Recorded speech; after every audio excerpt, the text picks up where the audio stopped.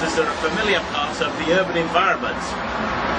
We hardly ever notice them, unless of course we're trying to catch a bus, or we're trying to shelter from the rain. But I want to focus today on a bus shelter with a difference. But first I need to get away from this busy road in order to do the commentary on it. Most local bus shelters in the Felixstowe area are like this rather ordinary example opposite the Half Moon in Walton. But go down the high street and there's something much more out of the ordinary. Here it is standing near St Mary's Church. It looks old and is old, and the plaque on it shows that it has quite an interesting history, because it used to be Walton's prison cage.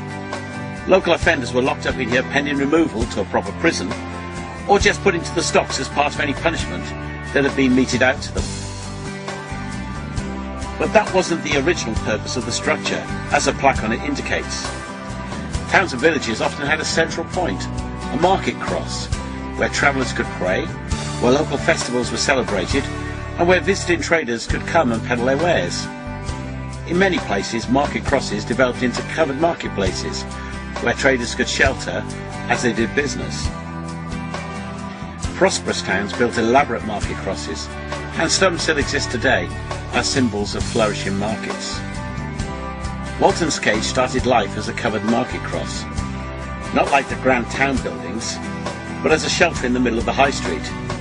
It probably dates from the 1630s, but Walton as a village could never boast an elaborate structure, and being on the end of a peninsula probably didn't attract much more than local trade. By 1795, it was decided to make use of the market cross as a local prison cage, which is where Cage Lane gets its name from, as the cage was at its junction with the high street. Walls and windows were added, and then the entrance would have had an iron gate and bars.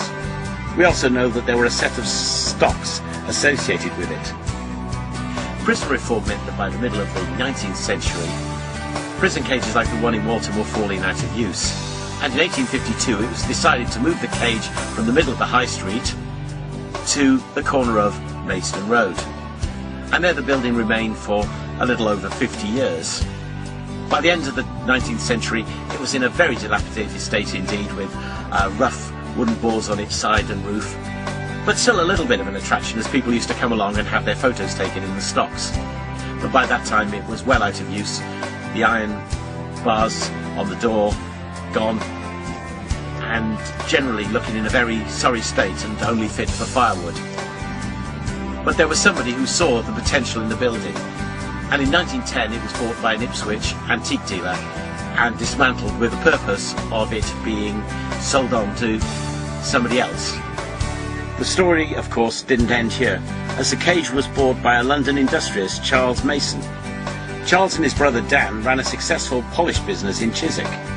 They regarded themselves as model employers, established modern factories with good working conditions, and had a commitment to the education and welfare of their employees.